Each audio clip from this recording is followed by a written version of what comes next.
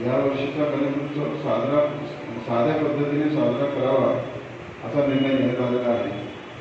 त्या अनुषंगाने महाराष्ट्र शासनाच्या गृह विभागाकडून खालीलप्रमाणे मार्गदर्शक सूचना आलेल्या आहेत। सूचना नंबर 1, सार्वजनिक गणेशोत्सवासाठी गणेश मंडळांनी महानगरपालिका स्थानिक प्रशासन यांनी त्यांच्या धोरणानुसार यथोचित पूर्व परवानगी घेणे आवश्यक आहे। म्हणजे आपण पहिले पूर्व परवानगी म्हणजे गणेशोत्सव साजरा करणार आहोत तर त्याची परवानगी घेतल्या पाहिजे आपण। दुसरं, कोविड-19 मुळे उद्भवलेल्या संसर्गजन्य परिस्थितीचा विचार करता महानगरपालिका तसेच स्थानिक प्रशासनाने मंडपाबाबत धोरण यांच्याशी मनपाने जे आखून दिलेल्या मंडपाबद्दलचं जे धोरण आहे, मंडप कसा असावा, स्टेज कसा असावा, त्या धोरणांच्या त्याच्याशी अनुरूप तुम्ही मंडप उभारला केला पाहिजे आणि त्यांच्या सूचनांचं पालन झालं पाहिजे। तसेच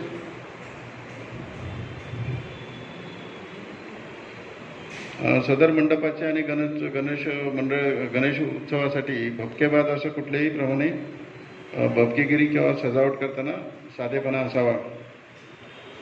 गणेश मूर्ती सार्वजनिक मंडळाकरिता 4 फूट उंचीची जास्तीत जास्त आणि घरगुती गणपती करता जास्तीत जास्त 2 फूट उंचीची असावी, त्यापेक्षा जास्त नसावे। यावर्षी शक्यतो पारंपरिक गणेश मूर्तीऐवजी घरातील वास्तू, धातू, संगमरवरी आदी मूर्तींचे पूजन करावे। जसं त्या मातीच्या किंवा शाडू मातीच्या किंवा प्लास्टर ऑफ पॅरिसच्या न आणता घरातील जर छोटी मूर्ती असेल धातूची किंवा मार्बलची असेल तर त्याचा जर उपयोग केला तर अधिक चांगलं राहील। म्हणजे त्यांचं विसर्जन किंवा शाडूची किंवा पर्यावरणपूरक जर मूर्ती जर असेल तर ते शक्यतो घरच्या घरी आपल्याला विसर्जित करता येईल अशा पद्धतीने आपण आपली तयारी असली पाहिजे। उत्सवाकरिता वर्गणी देणगी ही स्वच्छेने दिल्यास त्याचा स्वीकार करावा। देणगी जर कोणी स्वच्छेने दिली व्हॉलंटरीली कोणी दिली तरच ती माहिती स्वीकार करावी, कोणाला देणगीसाठी जबरदस्ती करण्यात येऊ नये। जाहिरातींच्या प्रदर्शनामुळे गर्दी आकर्षित होणार नाही याच्याकडे लक्ष द्यावे।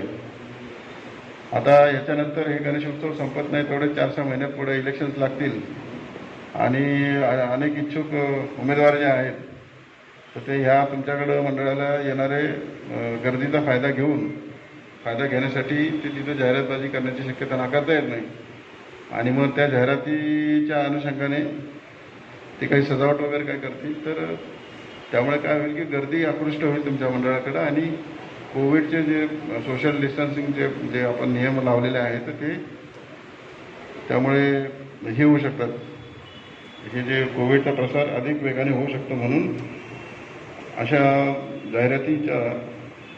जाहिरातींकडे कोणी आकर्षित होणार नाही किंवा जाहिराती प्रदर्शित करण्यास पसंती देण्यात यावी। कमी सामाजिक संदेश देणाऱ्या जी जाहिराती असतील तर अशा जाहिरातींना तुम्ही पसंती द्यायला पाहिजे। सांस्कृतिक कार्यक्रमाऐवजी आरोग्यविषयक उपक्रम, पब्लिक शिबिरे उदाहरणार्थ रक्तदान आयोजित करण्याचं प्राधान्य देण्यात यावे। त्याद्वारे कोरोना, मलेरिया, डेंग्यू इत्यादी आजार व त्यांचे प्रतिबंधात्मक उपाय तसेच स्वच्छता याबाबत जनजागृती करण्यात यावी। लागू करण्यात आलेले level of restrictions for breaking the chain वेळोवेळी निर्गमित केलेल्या परिपत्रकानुसार इतर निर्बंध कायम राहतील आणि गणेशोत्सवानिमित्त कोणतीही शिथिलता देता येणार नाही याची खबरदारी घ्यावी। जे रिस्ट्रिक्शन्स आपल्याला जे लावलेले आहेत ब्रेक द चेन ह्याच्या खाली सोशल डिस्टन्सिंग, मास्क आणि सॅनिटायझेशन याच्यात कुठल्याही प्रकारची शिथिलता देता येणार नाही, त्याला कुठल्याही प्रकारचं आपल्याकडून बढावा दिला जाणार नाही याची दक्षता घ्यावी। आरती, भजन, कीर्तन, अन्य धार्मिक कार्यक्रम आयोजित करताना गर्दी होणार नाही याची दक्षता घ्यावी। तसेच ध्वनी प्रदूषणाच्या नियमांचे व तरतुदींचे काटेकोरपणे पालन करावे। श्री गणेशाच्या दर्शनाची सुविधा ऑनलाईन, केबल नेटवर्क, वेबसाईट व फेसबुक इत्यादीद्वारे उपलब्ध करून देण्याबाबत जास्तीत जास्त व्यवस्था करण्यात यावी। म्हणजे लोक बघण्यासाठी तुमच्याकडे येऊन गर्दी करतील त्यापेक्षा आपणच केबल नेटवर्किंग किंवा ऑनलाईन किंवा बाकीचे फेसबुक वगैरे इत्यादीद्वारे तुम्ही वेबसाईटद्वारे त्यांना घर बसले त्यांना आपण जर दर्शन उपलब्ध करून दिलं तर ते लोक आपल्याकडे येणार नाही, गर्दी करणार नाही. गणपती मंडपाचे निर्जंतुकीकरण करून तसेच थर्मल स्क्रीनिंगची पर्याप्त व्यवस्था करण्यात यावी. प्रत्यक्ष येऊन दर्शन घेऊ इच्छिणाऱ्या भाविकांसाठी शारीरिक अंतराचे म्हणजे फिजिकल डिस्टन्सिंगचे तसेच स्वच्छतेचे नियम, मास्क व सॅनिटायझेशन पाळण्यासाठी व्यवस्थित लक्ष देण्यात यावे. श्रींच्या आगमन व विसर्जन मिरवणूक काढण्यात येऊ नये. गणपती आणण्यासाठी पण मिरवणूक काढण्यास बंदी आहे आणि विसर्जन करण्यासाठी पण मिरवणूक काढण्यास बंदी आहे. विसर्जनाच्या पारंपरिक पद्धतीत विसर्जन स्थळी होणारी आरती घरीच करून विसर्जित स्थळी कमीत कमी वेळ थांबणे. विसर्जन करताना शेवटची जी आरती जी असते ती घरीच करा. इतर वेळेस आपण काय करतो की त्या विसर्जन घाटावर आणून तिथं शेवटची आरती करतो. ती शेवटची आरती आता घरीच करा आणि मूर्ती जे कलेक्शन सेंटर आहेत महानगरपालिकेचे तिथं नेऊन द्या तुम्ही. लहान मुले आणि वरील ज्येष्ठ नागरिक सुरक्षेच्या दृष्टीने विसर्जन स्थळी जाणे टाळावे. संपूर्ण चाळीतील इमारतीतील सर्व घरगुती गणेश मूर्तींच्या विसर्जनांची मिरवणूक एकत्रितरित्या काढण्यात येऊ नये. जे सगळे गणपती तुम्ही सगळी चाळीतले एकदम जर काढले तर सगळे चाळीतले लोक किंवा एकाच बिल्डिंगमधले सगळे लोक एकत्रच निघतील तर परत गर्दी होईल आणि परत गर्दी टाळण्यासाठी सगळ्यांनी एकत्रितपणे येऊ नये. महानगरपालिका, विविध मंडळे, गृहनिर्माण संस्था, लोकप्रतिनिधी, स्वयंसेवी संस्था इत्यादींच्या मदतीने गणेश मूर्तींच्या करिता कृत्रिम तलावांची निर्मिती करण्यात यावी. जर आपली सोसायटी मोठी असेल तर त्या सोसायटीतर्फे तिथंच जर आपण कृत्रिम हे केलं, विसर्जनाचं कृत्रिम हे निर्माण केलं तर कृत्रिम तलावांची निर्मिती जर करण्यात आली तर ते अधिक योग्य राहील. उपायुक्त परिमंडळ 1, 2, 3 सर्व सहाय्यक पोलीस आयुक्त, सर्व पोस्ट प्रभारी अधिकारी यांनी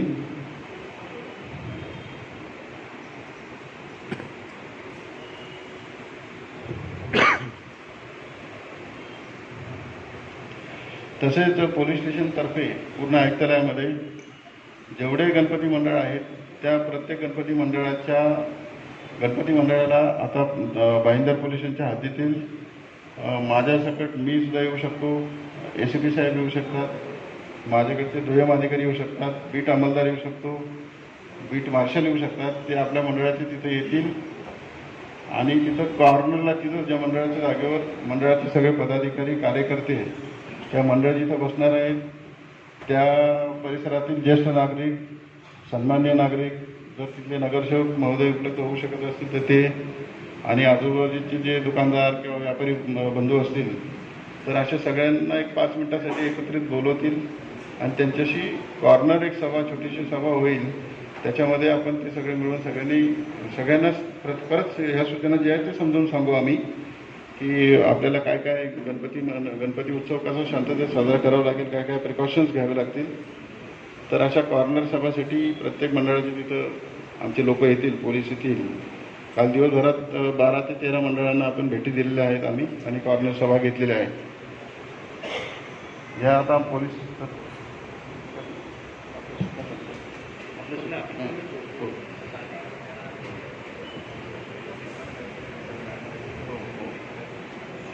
तर ह्या आमच्या पोलीस दलातर्फे देण्यात येणाऱ्या सूचनांचं इथे संपलेल्या आहेत. जर समजा तुमच्याकडं गर्दी जर झाली तर त्या गर्दीला नियंत्रणात ठेवण्यासाठी तुमचे स्वयंसेवक तिथे असले पाहिजे. परत दुसरी गोष्ट म्हणजे त्याच्यात काय की स्त्रिया आणि मुली आणि पुरुष यांच्या वेगवेगळ्या लाईन ठेवायच्या, म्हणजे बाकीच्या जे स्त्रियांची छेडखानी वगैरे होणार नाही याच्यासाठी आपण मंडळाचे पदाधिकारी आणि कार्यकर्ते आणि मंडळाचं नाव लौकिक राहावं म्हणून आणि अशा मंडळाच्या ठिकाणी असं गैरप्रकार होऊ नये म्हणून त्याची आपली सगळी जबाबदारीने आपण ती जबाबदारी स्वीकारली पाहिजे आणि तसं आपण व्यवस्था करावी. मंडळाच्या ठिकाणी प्रकाश योजना प्रखर प्रकाश योजना करा. कुठल्याही पद्धतीने अंधार कुठं राहणार नाही, म्हणजे असे गैरप्रकार होणार नाही. सगळ्यात महत्त्वाची सूचना म्हणजे की आपला प्रत्येक गणेश मंडळाने पुढच्या वर्षी पण आपल्याला कामाला येईल. या सीसीटीव्हीमुळे काय होतं की आपल्याला म्हणजे कसं की त्याच्याने रक्षण पण होतं आपल्याला सगळी माहिती पण मिळते. त्यामुळे ही एक महत्त्वाची सूचना आहे. आता मी विनंती करतो मेजबान साहेबांना की त्या महानगरपालिकेकडून जे काही निर्गमित केलेल्या सूचना आहेत ते सांगतील आपल्याला.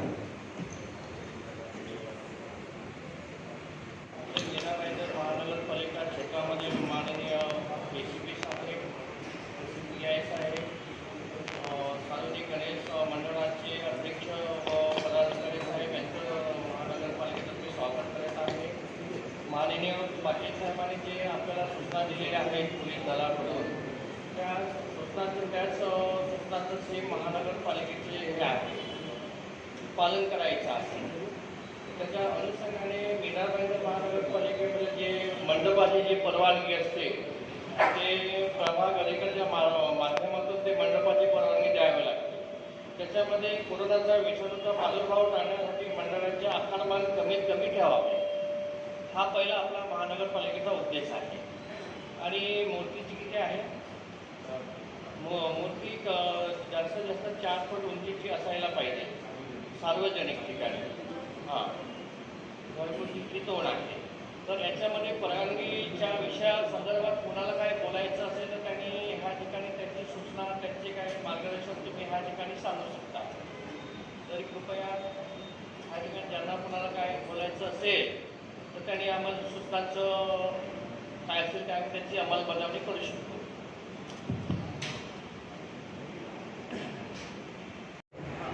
निशाम साहेब, एक आम्हाला क्लिअरिटी पाहिजे की जे मंडप आम्हाला बांधायचं आहे त्याचं माप काय ठरवलं पाहिजे?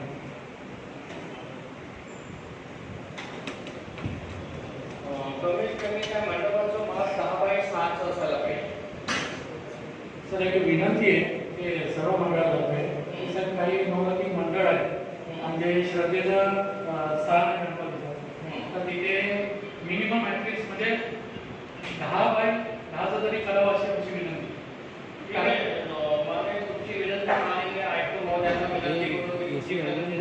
क्षेत्रफळ सांगितलं 6 बाय 10. माझी गेल्या वर्षी पण विनंती होती की 6 बाय 10 मध्ये मंडप जो आहे त्याच्या बाउंड्रीवर आम्ही त्याच्याहून आतमध्ये कोणाला दर्शन घ्यायला सोडत नाही. पावसाचे दिवस आहेत, आम्हाला थोडी शेड पुढे बांधायला देत जा. गेल्या वर्षी काही मंडळांनी बांधली ते नगरपालिकांनी येऊन तोडली. दर्शनाला जे येतात ते पावसात उभे राहतात, गैरसोय होती दर्शन करण्याची. किती फुटे शेड बांधायला पाहिजे? शेड जे बाहेर आहे किती फुटाची पाहिजे? ते तुम्ही द्या. 5 फूट 6 फूट काहीतरी पाहिजे. दर्शनाला माणूस उभा राहिला आणि वरतून पाऊस पडतोय, कसं येणार दर्शन? ठीक आहे सर, थँक्यू. प्लाझा सोसायटीच्या तर्फे बोलतोय. आम्ही सोसायटीमध्ये प्रांगणात जी मूर्ती बसवतो ती आमच्या स्टेजच्या भागात बसवणं मंडपची परवानगीची आवश्यकता नसते. तर आम्हाला महापालिकेकडून परवानगीची आवश्यकता आहे, फक्त आम्हाला पोलीस प्रशासनाकडून लाऊडस्पीकरची परवानगीची आवश्यकता आहे. तर आपण त्यासाठी फक्त आम्ही पोलीस प्रशासनाकडे अर्ज करू शकतो, महापालिकेने अर्ज करण्याची आवश्यकता नाही असं वाटतं. तरी आपण त्यावर भाग शकणार आहोत. तो पण तुम्ही सगळ्यांनी केला असेल, बरोबर का? त्यावेळची काय स्थिती होती? यावर्षी सुद्धा तीच आहे. हे करा अशी या वेळेला आदेश नाही तसे.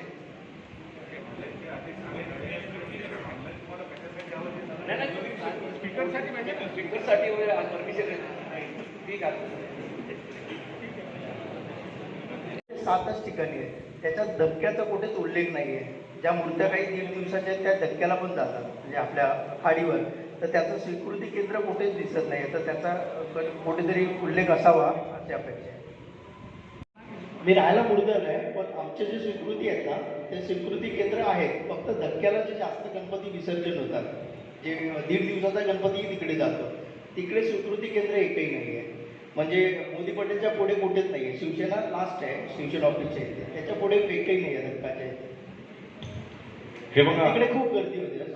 ठीक आहे, तुमची विनंती साहेबांनी आता लिहून घेतलेलीच आहे. आणि भाईंदर पश्चिममध्ये एकूण भाईंदर पोलीस स्टेशनच्या अंतर्गत एकूण 9 स्वीकृती हे आहेत, आपले घाट आहेत, ते विसर्जन घाट आहेत आणि स्वीकृती केंद्र सुद्धा आहेत. त्यामध्ये वाढ करायचं झाले तर BMC तुम्हाला अपडेट करून ते स्वीकृती स्थळ सुद्धा तुम्हाला कळवलं. गेल्या वर्षीप्रमाणे गेल्या वर्षी जे काही पोलीस आणि महानगरपालिकेने मिळून बरेच ठिकाणी स्वीकृती कॉर्नर लावले होते. सातपूर कॉर्नरले होता, यावेळी त्याच्यात लिस्टमध्ये तो नाव नाही. आपलं व्यंकटेश नगर 90 फीट, तिरुपती बालाजी नगर, इकडे आपलं गीतानगर पूर्ण आणि मागचं भाग यांच्यासाठी एक तर आपलं मॅक्सिस कॉलचे इथे आहे आणि ह्या साईडला व्यंकटेश नगर आणि गीतानगरसाठी 7 फूट कॉर्नरला लावावे. दुसरं मंडपचं जे काही होत आहे ते वस्तुस्थिती आता जे कोणी वरिष्ठ नागरिक वगैरे दर्शनासाठी येतात तर ते समोरचा भाग त्यांना फक्त सेट करण्यासाठी परवानगी तुम्ही वाढवून दिली तर बरं आहे. नाहीतर 10-15 लोक जरी आले तर ते थांबणार. त्यासाठी 15-1 फुटाचं समोर फक्त सेट म्हणजे त्याला बाजूला वाटप नसतं तसं जर दिलं चांगलं. दुसरं साहेब आपले पोलिसांतर्फे जे काही निर्देशन देतात त्याचं काटेकोरपणे पालन करण्यासाठी मंडपवाल्यांना ते आपण सर्क्युलेशन प्रत्येक मंडळाला दिले चांगलं आहे. त्याचा पालन जे काय परिपत्रक काढले त्या परिपत्रक प्रमाण म्हणजे 10 नंबरची जी सूचना आहे त्यामध्ये श्रीच्या आगमन आणि विसर्जनाच्या अनुषंगाने कोणत्याही मिरवणुका काढण्यात येऊ नये हे स्पष्ट सांगितलेलं आहे. तुम्ही BMC कडून जी परिपत्रकं आपल्याला दिली गेलेली आहे त्याचं परिपूर्ण वाचन करा, कारण आपण एकदम सृजन आणि समजदार सर्वजण आहात. 2020ला कोरोनाच्या संसर्ग अनुषंगाने जे काही नियम शासनाने पारित केलेले आहेत तेच यावेळी सुद्धा आहे. आणि माझ्या माहितीप्रमाणे मागील वर्षी 2020ला सुद्धा आपण सर्वांनी मिळून गणेशोत्सव जो साजरा केला तर तो शांतता आणि व्यवस्थित पार पडला होता. बरोबर का? बोला जोरात. तीच पद्धत आणि त्याच पद्धतीने आपण 2021 मध्ये सुद्धा साजरी करणार आहोत गणेशाचं आगमन विसर्जन जे काय असेल ते. आणि ते मागच्या वर्षी जसं कटाक्षाने आपण पाळलं होतं त्या या वर्षी आणि या काळात सुद्धा आपण ते करणं गरजेचं आहे. कोरोना संसर्ग सप्टेंबर-ऑक्टोबरमध्ये नक्की वाढेल याबद्दल WHO किंवा जे आपल्या वरिष्ठ संस्था आहेत देशपातळीवरच्या राज्याच्या त्यांनी सगळ्यांनी वर्तवलेले हे भाष्य आहे.